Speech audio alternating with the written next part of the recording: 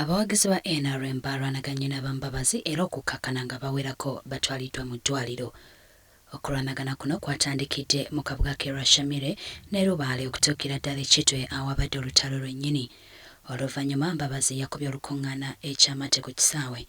Mbabazi ono abadde omunyiikaavu agambye nti ebikolwa nga bino biraga obutiitiizi mu ba NRM.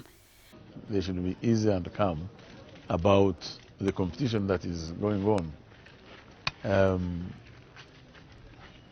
It's not life and death, it's just competition for support. And that's what we fought for. Mbabazi agambye nti waliwo olukwe olubadde olw'okumugana okuba enkungaana wonna mu kitundu kino naye byonna tebisobose. Ono agambye nti abakulembeze ba NRM balina okumanya nti balina okuvuganyizibwa.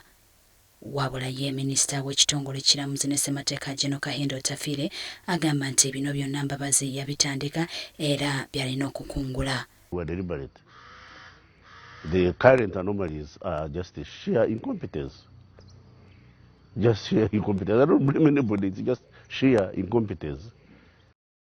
Wabula ye Mbabazi mweraliikirivu nti singa akakiiko k'ebyokulonda tekavaayo ku nsonga eno bino biyinza okweyongera.